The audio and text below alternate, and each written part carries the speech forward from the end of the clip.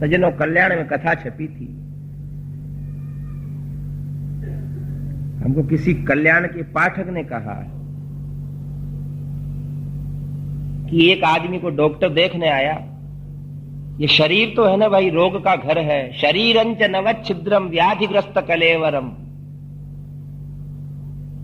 रोगाश्च शत्रव इव प्रहरंति देहम। शत्रु नहीं कर सकता, वो रोग आकर के कर देते हैं। वृद्धावस्था थी उस व्यक्ति की, रोग आया, रोग बढ़ा, चिकित्सक आया, यंत्रों से परीक्षण किया, व्यक्ति शैया पे सोया है, उठते नहीं बनता, बैठते नहीं बनता। उसके पुत्रों से कह के चला गया चिकित्सक की आज की रात्रि निकल जाए तो बहुत समझो, नहीं तो भगवान के शरण होने वाले हैं। चिकित्सक चला गया, बच्चे उदास होकर के थोड़ी देर बैठे रहे, सो गए। रात की 12 बजी। वो वृद्ध सोचता कि क्या करूं, और उसको याद आ गई कि सनत कुमार भगवान हरि का नाम लेने से वृद्ध नहीं होंगे, नहीं हो रहे हैं, तो क्या मैं स्वस्थ नहीं होऊंगा। और उसने मन मन में श्री हरि शरणम श्री हरि शरणम श्री हरि शरणम बोलना शुरू किया। हरिर हरति पापानि दुष्ट चित्तैरपि स्मृतः अनिच्छयापि संस्पृष्ट दहते वही पावकः। हरिर हरति पापानि, हरि नाम का क्या अर्थ? जो मनुष्य के पापों को हरे। पाप के बिना पीड़ा नहीं आती हो। पापों का ही तो चिन्ह है बीमारी और ये सब है। पुण्य की जड़ पाताल में और पाप की जड़ अस्पताल में। ये बीमारियां सब पाप की पहचान है। और मन से पुकारा, हे हरि, आप पाप विदारक हैं। और भैया उस बड़े चिकित्सक ने सुन लिया, श्वास ठीक होने लगा, उठ करके बैठ गया। बैठते बैठते धीरे धीरे और स्फूर्ति आई तो श्री हरि शरणम श्री हरि शरणम श्री हरि शरणम श्री हरि शरणम। सुबह घर वाले देखें जब तक तो अपने आप स्नान भी कर लिया। बोलिए सर्वेश्वर भगवान की।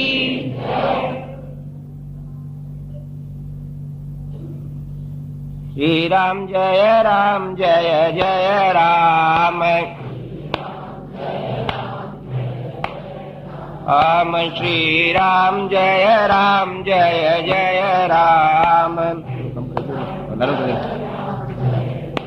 राम श्री राम जय जय राम।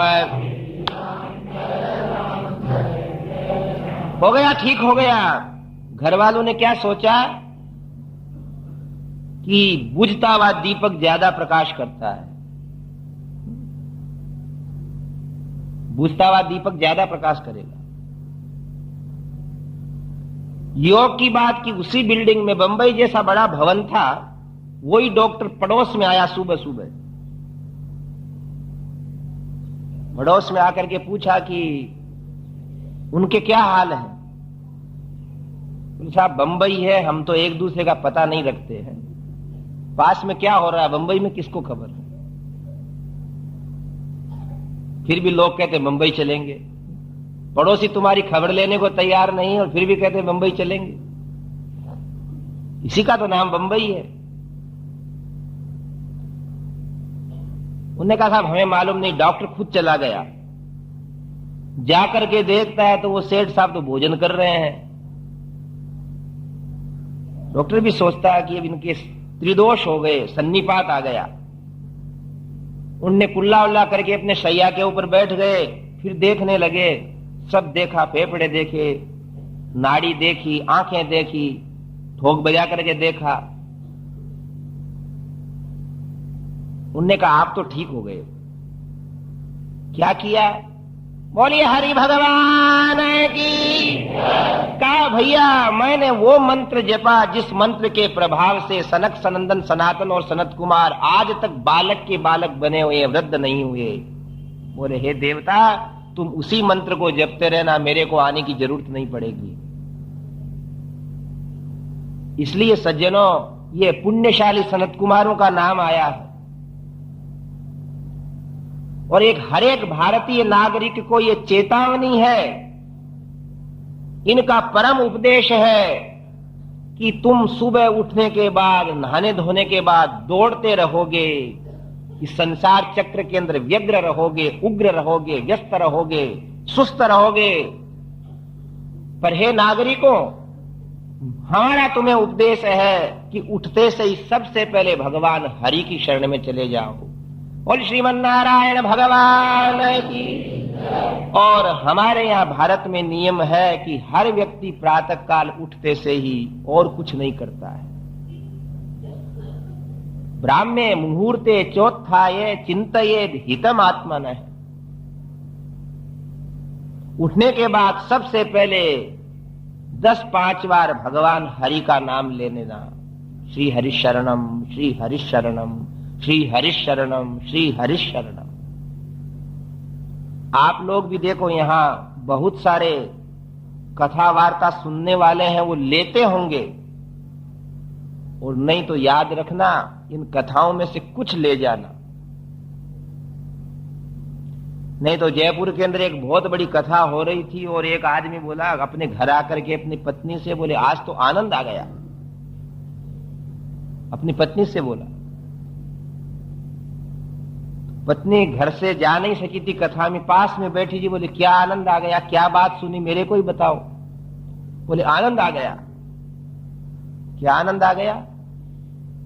कि पांडाल के अंदर अपन ने 1 लाख रुपया दिया और आज पांडाल पूरा भर गया। श्रीमन नारायण भगवान। तो बोले इसी से आनंद आ गया क्या? बोले और क्या, पैसा वसूल हो गया अपना। कुछ सुन के आया हो क्या? बोले ना ना ना, सुनने का काम नहीं। तो क्या कर रहे थे? बोले देख रहा था कि कितना खाली है। तो देखो भाई, अगर यहां से कुछ नियमित बात लेकर के नहीं जाएंगे तो फिर हमारा जीवन सुधरेगा कैसे? स्वल्पमप्यस्य धर्मस्य त्रायते महतो भयात्। थोड़ी सी ही बात मान ली जाती है तो बेड़ा पार हो जाता है। तो एक तो जो वृद्ध हैं, जिनको कई प्रकार की विपत्तियां हैं, वो श्री हरि शरणम, श्री हरि शरणम, श्री हरि शरणम, श्री हरि शरणम, यही महामंत्र है। हरे राम में भी हरि नाम का ही संबोधन है। और दूसरी बात, जीवन जीना तो कुछ पद्धति से जीना। गोविंद हरे गोपाल हरे गोविंद, ये सर्वेश्वर दीन दयाल हरे। माता बहन भाई बंधु सब, प्रातः काल उठते से ही कुछ क्षण, कुछ मिनट संसार का चिंतन मत करो। स्त्रियां सोई सोई सोचती हैं जगते से कि आज दाल बनावे कि शाक बनावे हैं। इतनी क्या जल्दी है दाल शाक की? ब्राह्मे मुहूर्ते चौथाय, उठ करके और ये श्रीमन नारायण भगवान की, भगवान के चरणों में नतमस्तक होकर के सामने जो भी चित्र है, और नहीं है तो अपने शब्दों से भगवान का स्वरूप बना करके भगवान हरि के नाम ले लेना चाहिए। श्री हरि शरणम, श्री हरि शरणम, श्री हरि शरणम, श्री हरि शरणम। देखो, कल हमने आपको मननीय बात बताई थी कि अयोध्या, मथुरा, माया, काशी, कांची, अवंतिका, पूरी द्वारावती चैव सप्तैता मोक्षदायिका, इनका स्मरण करना। श्लोक लिख लेना, नहीं हो तो हमसे लिखवा लेना, यही है हम। और दूसरी बात आज बता रहे हैं इन सनत कुमारों के पुण्य स्मरण के अंदर कि किसी भी भारतीय को, सनातन धर्मावलंबी को, हिंदू को, भक्त को प्रातः काल उसकी जिह्वा से यदि निकले तो भगवान हरि का नाम निकले, दूसरी बात नहीं निकले। बेड़ा पार है उसका, इतने से ही कल्याण हो जाएगा। देखो, कुछ मानना चाहिए।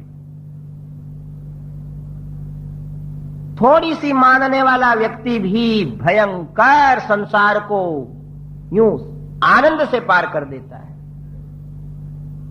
देखो एक बात बताता हूं जिससे आपकी दृढ़ हो जावे बात। एक गांव के अंदर एक व्यापारी रहता था, छोटा व्यापारी था, हाट लगाने वाला व्यापारी। इधर हाट कम लगती है, बंगाल में लगती है ज्यादा। आज इस गांव, आज उस गांव, आज उस गांव। इतना थक जाता कि सायंकाल घर में आकर के जिम करके सोते से ही नींद आ जाती। भजन पूजन को समय नहीं। क्या जीवन था? ऊठ बंदार वही धंधा, ये जीवन था उसका। राजस्थान में कहते हैं कहां समय है, हाय मावड़ी घाल राबड़ी है, जाए डांगरा हुए उमार है। ठेठ राजस्थान के गांवों की बात है। रोटी खाने को ही फुर्सत नहीं। वो किसान का लड़का अपने मां से कहता, हाय मावड़ी घाल राबड़ी, दे दे कुछ खाने को, ये पशु जा रहे हैं, इनके पीछे लकड़ी लेके फिरना दिन भर। ऊठ बंदार वही धंधा।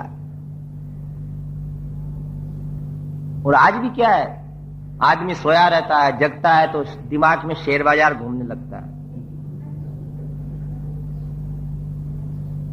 अभी पिछले 10-11 महीने पहले की बात है कि हमारा डीडवना छोटा सा गांव है, तो रात को 12 बजे तक लोग चूं चूं करते रहते हैं। ऊठ बंदार वही धंधा। क्या कर रहे हैं? साथ चलेगा, साथ यही चलेगा। जिसने ये हीरे लूटे वो तो माला माल हुए, धन यौवन के बने पुजारी आखिर वो कंगाल हुए। साथ न चलती फूटी कोड़ी चर्चा होगी गली गली, ले लो रे कोई राम का प्यारा, शोर मचाऊं गली गली, शोर मचाऊं गली गली। कहां खो रहे हो? पूरे समग्र विश्व को लूटने वाला बादशाह सिकंदर लूटता गया, इकट्ठा करता गया, करता गया। किंतु वो समय आ गया, हकीमों से कहा कि औषधि देवो, बोले महाराज औषधि नहीं है। नहीं है, जाना पड़ेगा, जाना पड़ेगा।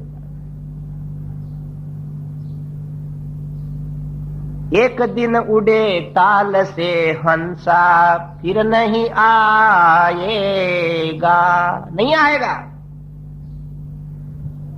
तो सिकंदर ने कहा कि मेरे सारे सोने चांदी गहने हीरे मोती मेरे पास में रख दो और मेरी अर्थी के साथ साथ ले जाना, बाकी मेरे हाथ बाहर रख देना। कि बहुत किया पर कोड़ी भी साथ नहीं चल रही। तो ये जीवन क्या दिन रात इन कंकर पत्थर की योजना बनाने के लिए है क्या? देखो, भगवान शिव एक दिन मां यशोदा के यहां भगवान बालकृष्ण के दर्शन करने के लिए गए।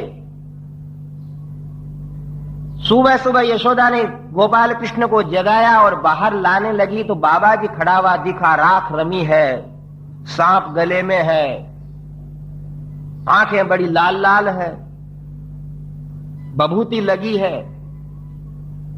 तो सोचा मेरे बालक के नजर लग जाएगी, वहीं सुला दिया वापिस और हीरे मोती का एक परात भर के ले गई। सन्यासी से कहा लो भिक्षा ले आओ।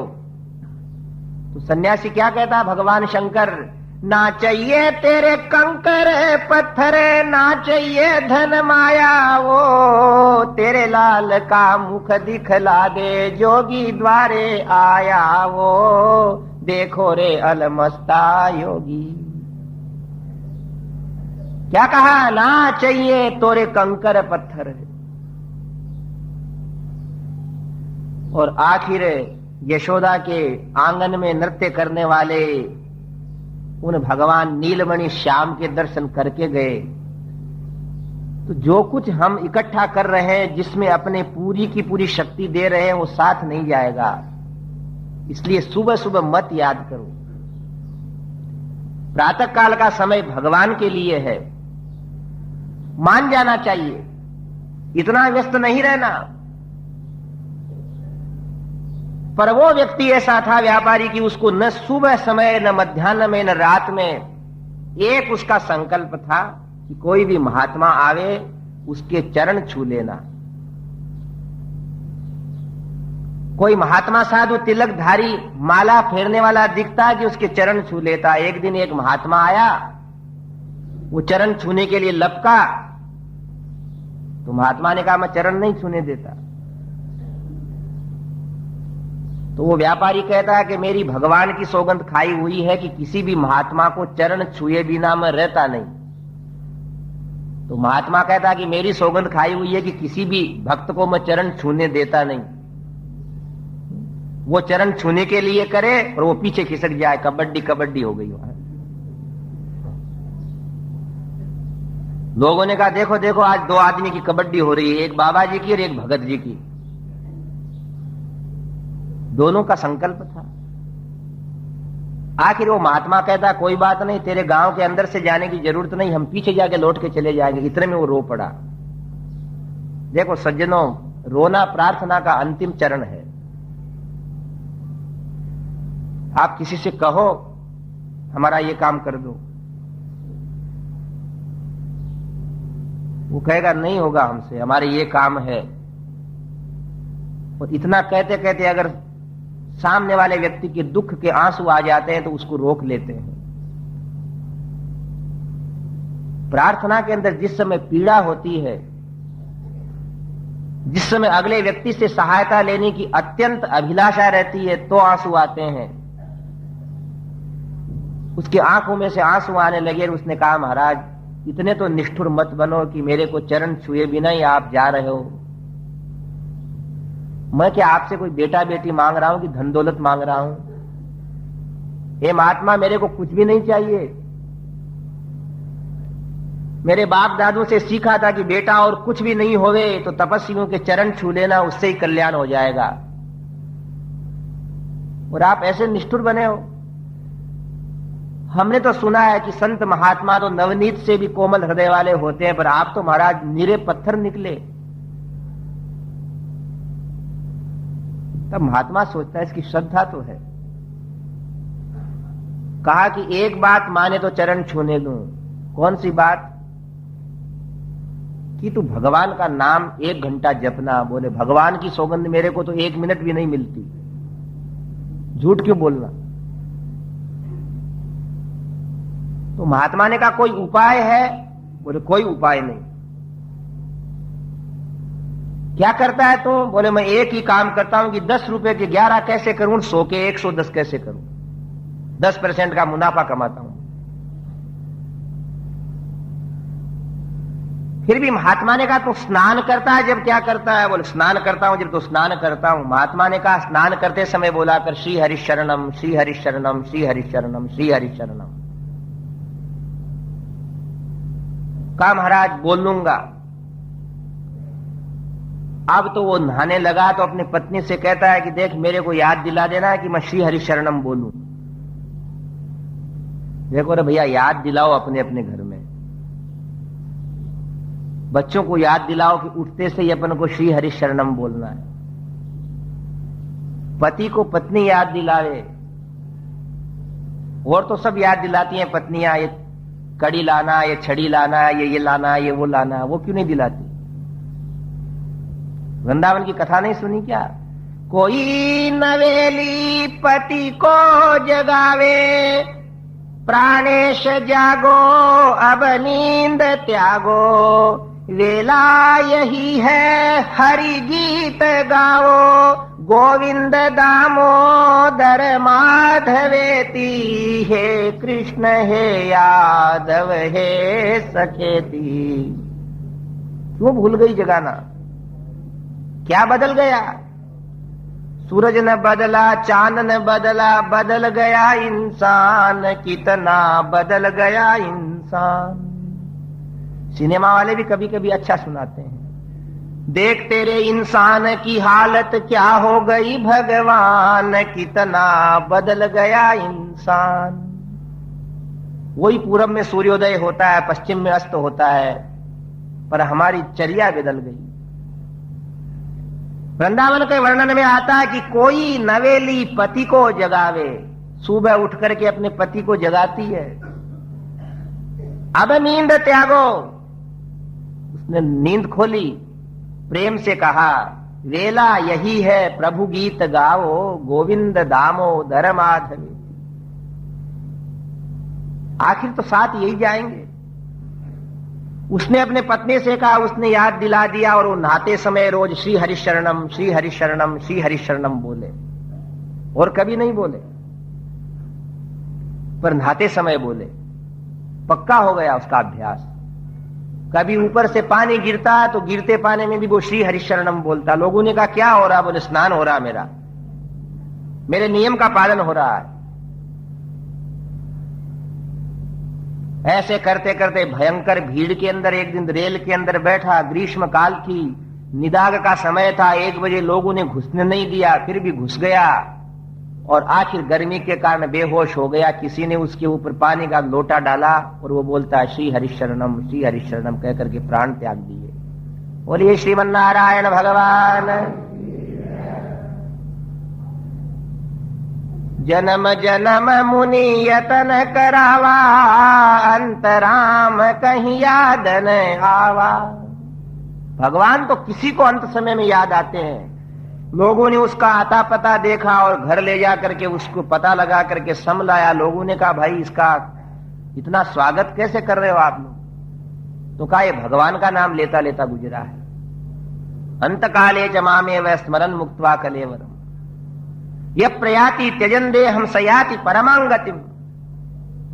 गीता में लिखा है कि अंत समय में भगवान नाम स्मरण करता हुआ जो शरीर त्यागता है वो भगवान को जाता है। तो थोड़े से अभ्यास से भगवान मिल गए और उसने महात्मा की बात मान ली।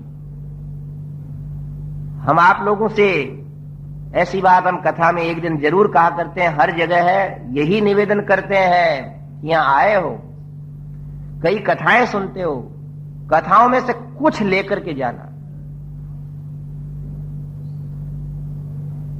और वो अच्छी बात लेकर के जाना। नहीं तो एक पंडित जी ने महाभारत की कथा सुनाई एक व्यक्ति को और कहा भैया सुन लिया? बोले हो, समझ में आ गया। क्या आया? बोले धृतराष्ट्र ने जैसे किसी की बात मानी नहीं वैसे मैं किसी की मानूंगा नहीं। है क्या फायदा है? ऐसी नहीं सुनना, अच्छी बात ले जाना। और वो बात क्या है कि प्रातः काल उठते से ही अपने शैया के ऊपर ही बैठे बैठे भगवान हरि का स्मरण करना।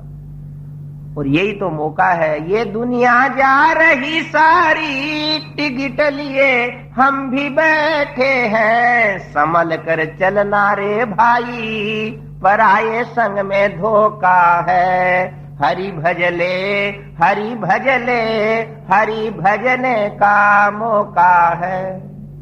हम तो सुबह सुबह की कह रहे हैं।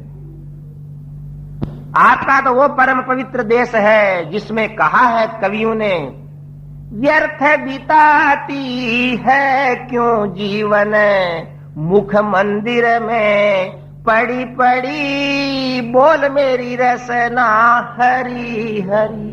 क्यों बैठी है मध्य में?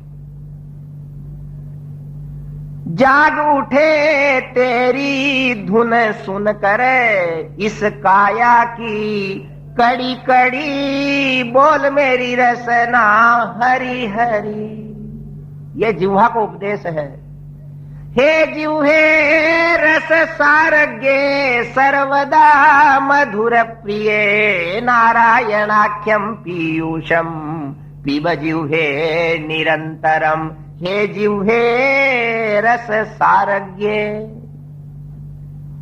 बहुत प्रकार के रसों का आस्वादन लेने वाले जिह्वा से कहा है कि हरि भज, राम नाम मिश्री गोपाल नाम घी, हरि नाम लड्डू तू घोल घोल पी।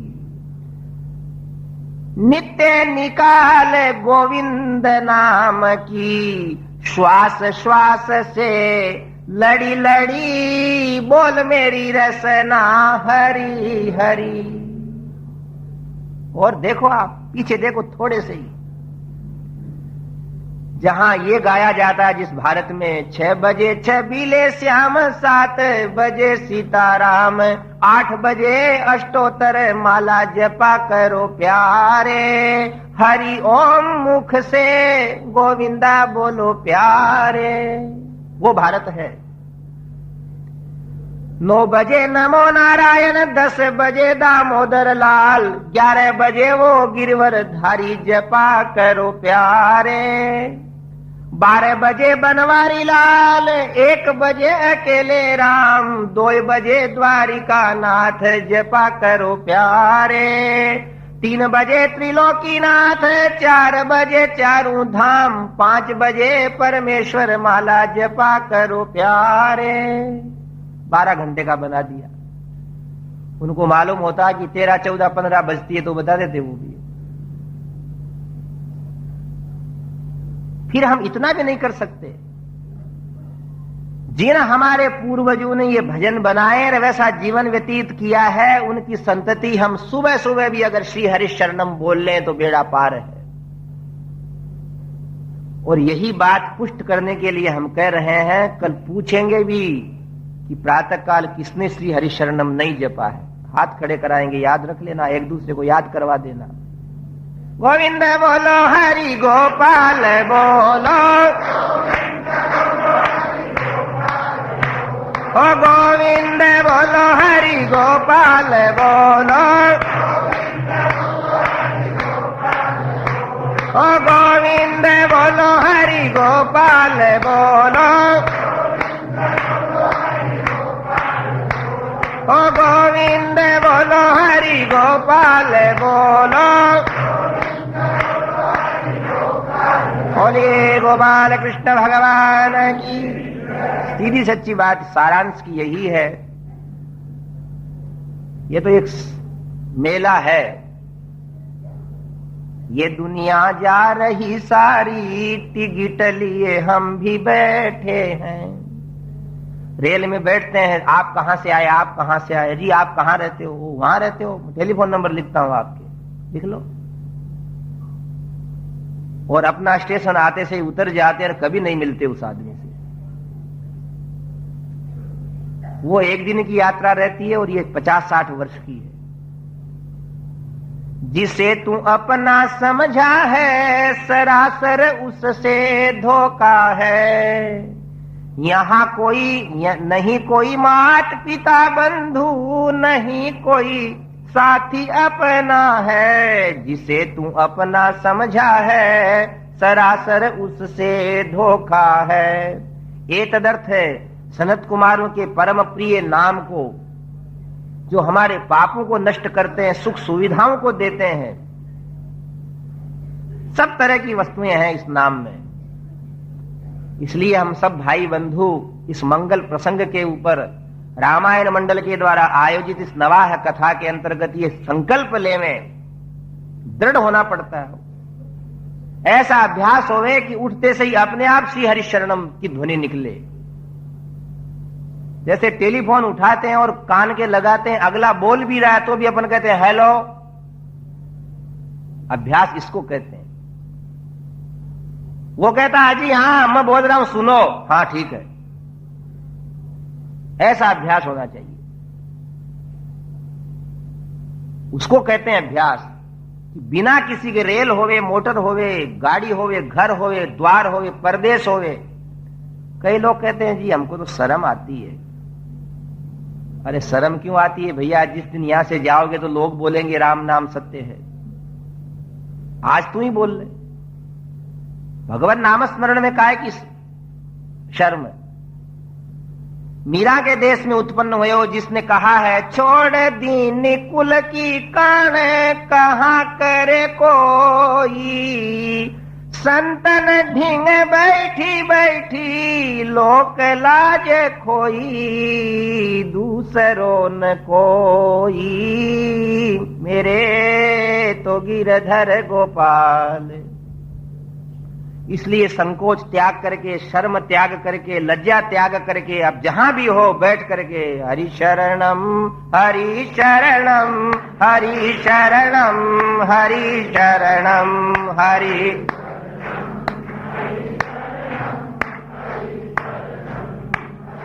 बोलिए हरि भगवान की। इसलिए ये बात मस्तिष्क में बैठा करके ले जाना कि हमें प्रातः काल उठते से ही भगवान हरि की याद करना है। हरि तुम हरो जन की पीर, द्रौपदी की लाज राखी तुम बढ़ायो चीर। हरि तुम हरो जन की पीर। प्रसंग अपना क्या था कि महाराज दशरथ से सुमंत्र कह रहे हैं कि सनत कुमार मुनि ने एक बार कहा है। क्या कहा है?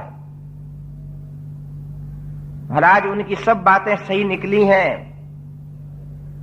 उन्होंने एक बार कहा है और मैंने सुना है ऋषि महात्माओं की मंडली में कि महाराज दशरथ होंगे अयोध्या में। तब आप नहीं थे महाराज और फिर आपका जन्म हुआ, इसलिए बात सत्य है उनकी। और उनके एक मित्र होंगे अंग देश के राजा जिनका नाम होगा रोमपाद। अब थोड़ी देर उपदेश सुना, अब कथा सुनो। हो कौशल प्रदेश तो अयोध्या का है और कौशल के आगे अंग प्रदेश है। वहां के राजा का नाम क्या होगा? रोमपाद। और सुमंत्र कहते हैं रोमपाद राजा है वहां भी। और महाराज रोमपाद राजा के कोई अपचार से, कोई दोष से वहां 12 वर्ष तक पानी नहीं गिरेगा। उस समय विभांडक नाम के एक ऋषि वन में तप करेंगे। उनके ऋष्य श्रृंग नाम के एक पुत्र होंगे। उन ऋष्य श्रृंग को जब वो अपने नगरी के अंदर बुलाएंगे तब राजा के यहां वृष्टि होगी। महाराज दशरथ ने कहा इसमें से कितनी कितनी घटनाएं हो चुकी। महाराज बोले ऋष्य श्रृंग मुनि रोमपाद राजा की कन्या शांता से विवाह करेंगे, यहां तक की घटना हो चुकी। और वो ऋष्य श्रृंग मुनि ही यज्ञ करेंगे जिससे आपके यहां एक नहीं 4 बालक जन्म लेंगे। बोलिए सनत कुमार भगवान की। महाराज दशरथ कहते हैं ठहरो सुमंत्र ठहरो। वो ऋष्य श्रृंग मुनि कैसे आए वहां रोमपाद की नगरी में, वहां कैसे वृष्टि हुई, ये सारी बात आप मेरे को ढंग से कहो। श्री राम जय जय राम। हम श्री राम जय जय राम। बोलिए राजा रामचंद्र भगवान की। अब ये अंगदेश की कथा शुरू होती है कि राजा रोमपाद के यहां वृष्टि नहीं हुई और भैया पानी बिना कुछ नहीं है। थोड़े से दिन पानी नहीं बरसा तो लोग कहने लगे बंबई खाली हो रही है। वाक नहीं इस वर्ष रहीमन पानी राखिए बिन पानी सब सून, पानी गए न उबरे मोती मानुष चून। बिना जल के कुछ नहीं। इसीलिए राजाओं से कहा है कि ज्यादा दुराचार मत करो, पापाचार मत करो, अन्यथा ये बादल बरसना बंद हो जाएंगे तो तुम क्या खाओगे, क्या पीवोगे? एक दिन में भूल जाओगे सारी हैकड़ी। हमारे भारतीय ऋषि महात्मा क्या कहते हैं पूजा अनुष्ठान के पश्चात? काले वर्षतु पर्जन्य है पृथ्वी सस्यशालिनी। कि हमारे इस पूजा पाठ का ये फल है कि समय पर बादल बरसें, पृथ्वी पे फसलें पैदा होवें, देश में क्षोभ नहीं रहे और ब्राह्मण निर्भीक हुए। पानी नहीं बरसा, कोई भी अपचार रहे होंगे उनके। महाराज दशरथ सुन रहे हैं। इसीलिए लोग आषाढ़ के अंदर, ज्येष्ठ में, श्रावण में हरि कीर्तन करते हैं कि हम सब के पाप धुल जाएं और पानी समय पर बरसता रहे। उसके बिना कुछ नहीं है। तब राजा रोमपाद सोचते हैं कि पानी बरसा नहीं। सारे महात्मा ब्राह्मणों को बुला करके लाए और कहा कि पानी बरसाओ। उन्होंने कहा महाराज हमारे अनुष्ठानों से कुछ हुआ नहीं। अब तो एक ही उपाय है, क्या कि संसार के अंदर सबसे कठोर व्रत है ब्रह्मचर्य व्रत। सत्य, अहिंसा, अस्तेय, अपरिग्रह, ब्रह्मचर्या, यमाः, ये महान नियम है उनके अंदर। ब्रह्मचर्य व्रत सबसे कठोर व्रत है और पूर्ण है। श्रवणं कीर्तनम केली प्रेक्षणम गुह्य भाषणम, न तो स्त्री की बात सुनना, दर्शन, 8 प्रकार का जो विशुद्ध ब्रह्मचर्य है उससे युक्त कोई व्यक्ति आपके गांव में प्रवेश करे तो पानी बरसेगा, नहीं तो नहीं बरसेगा। बोल श्रीमन्नारायण भगवान की। अब 8 प्रकार का कैसा? श्रवणम, जो नारी की चर्चा ही नहीं सुने। दर्शनम, जिसने दर्शन भी नहीं किए हो, जिसने कभी स्त्री से मजाक भी नहीं की हो, कभी देखा भी नहीं हो उनकी ओर, ऐसे महावीर को आप लाओ। तब उनने कहा कि ऋष्यशृंग नामक एक युवक हैं, विभांडक के बेटे हैं, जंगल में रहते हैं। उनके पिता ने ऐसी व्यवस्था कर रखी है कि मां के उनका जन्म होने के बाद से उनको नारी जाति का कुछ मालूम ही नहीं कि ये नारियां होती हैं। या तो परमहंस परिव्राजकाचार्य सुखदेव जी महाराज हैं, जिनको भेद बुद्धि नहीं है कि ये पुरुष है और ये नारी है। एक बार जनक महाराजा के दरबार में नारद जी और सुखदेव जी दोनों चले गए।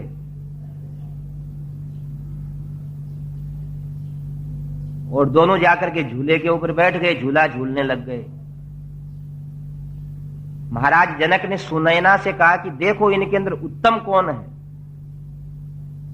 तो सुनैना जाकर के बीच के अंदर बैठ गई झूले में। तो नारद जी ने तो सोचा नारी आई है, एक तरफ सरक गए, और सुखदेव जी तो अपने बैठे के बैठे ही रहे, क्योंकि उनकी बीमारी नहीं थी कि ये नारी है और ये नर है। ऐसे किसी जितेंद्रिय को लाओ। अब ऋष्यशृंग मुनि 25 वर्ष के हैं, तप कर रहे हैं, किंतु उनके पिता के डर से, विभांडक के डर से कोई जाना नहीं चाहता, वहां कोई भी नहीं जाना चाहता। महाराज दशरथ दत्तचित्त हो गए कथा सुनने के लिए। सुमंत्र कह रहे हैं कि आखिर नृत्यांगनाओं को भेजा वहां, और नृत्यांगनाएं नृत्य करती हुई जब उनके आश्रम के पास पहुंची तो विभांडक नाम के उनके जो पिता थे वो समाधिस्थ थे, और आश्रम के आसपास वो वहां घूमने लगी। तो ऋष्यशृंग मुनि ने क्या देखा कि हमारे कोई महात्मा आए हैं, स्वागत करो इनका। वास्तव में उनको नारी जाति का पहचान भी नहीं थी। इहाश्रम पदोस्माकं समीपे शुभ दर्शनाः करिष्येवोत्र पूजां वै सर्वेषां विधि पूर्वकम्।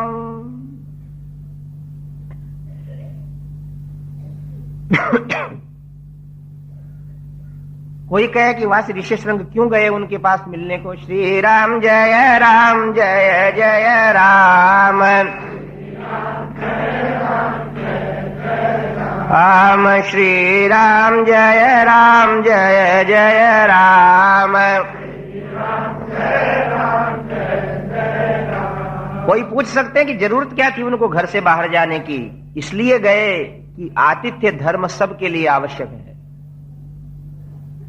वन के अंदर रहने वाले महात्मा साधु कंदमूल फल खाते हैं, वल्कल वस्त्र पहनते हैं, किंतु आज्ञा है कि यदि कोई आ जावे उसको सामने बुलाने जाओ, नहीं तो तुम मानवता से नीचे गिर जाओगे।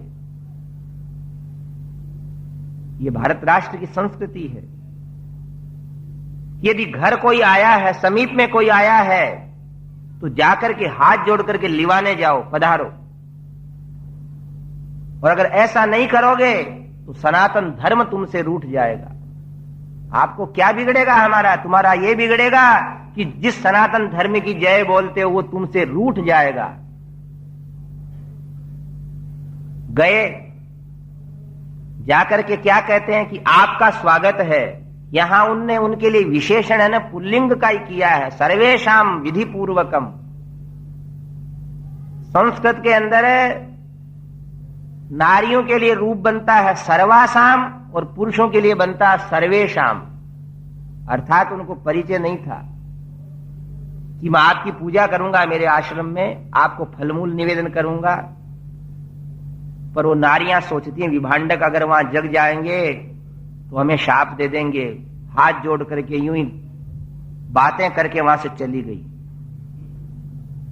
और विभांडक महाराज योग से लंबी समाधि लगा लेते हैं और रोज वहां स्त्रियां जाती हैं और जाते जाते एक दिन क्या कहती हैं कि ए महात्मा, हाँ हम तो आपके आश्रम में रोज आते हैं, आप हमारे आश्रम नहीं चलोगे क्या? योग जैसी हो भवितव्यता वैसी उपजे बुद्ध। रोमपाद राजा का कल्याण होना था। ऋष्य श्रृंग मुनि उन नारियों के साथ तेजस्वी सूर्य के समान देदीप्य मुखमंडल वाले प्रस्थान करते हैं और धीरे धीरे धीरे धीरे रोमपाद राजा का प्रदेश आया। बोलिए ऋष्य श्रृंग भगवान की। राजा सोया अपने शैया के ऊपर। अभी अभी तो भयंकर निदाग, भयंकर ऊष्मा, सूर्य प्रचंड तप रहे हैं कि सोए हुए महाराज को गड़गड़ाहट सुनाई देने लगा बादलों का।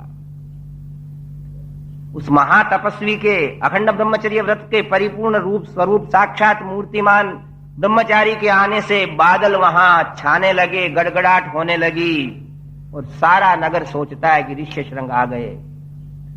तड़ातड़ वर्षा होने लगी, पशु प्रसन्न होने लगे, मोर बोलने लगा, कोयल कुहू कुहू करने लगे, पक्षी प्रसन्न हो गए। श्री राम जय राम जय जय राम, राम श्री राम जय जय राम। अब तो महाराज समझ गए कि ऋष्य श्रृंग मुनि आ गए, इसलिए सारा रोमपाद राजा का प्रजा समाज उनके स्वागत करके उनको ले आते हैं। कार्य हो गया उनका। विभांडक को मालूम पड़ा कि मेरा बेटा नगर में चला गया, आए ढूंढने। विभांडक मुनि से ऋष्य श्रृंग प्रणाम करते हैं। रोमपाद राजा कहते हैं ये विभांडक मुने, क्या आप अपने बालक के लिए क्या सोचते थे? कहा कि मैं यही सोचता था कि 25 वर्ष की अवस्था तक ये विशुद्ध ब्रह्मचारी रहना चाहिए और इसका व्रत पूरा हो गया। तब रोमपाद राजा अपने शांता नाम की कन्या ऋष्य श्रृंग मुनि को सौंप देते हैं और ऐसे ऋष्य श्रृंग और शांता का विवाह हुआ। रामायण में लिखा है कि इसी शांता को महाराज दशरथ अपने पुत्री के समान मानते थे। स्वयं के पुत्री थी नहीं। श्री राम जय जय राम, राम श्री राम जय जय राम, राम श्री राम जय जय राम, राम श्री राम जय जय राम।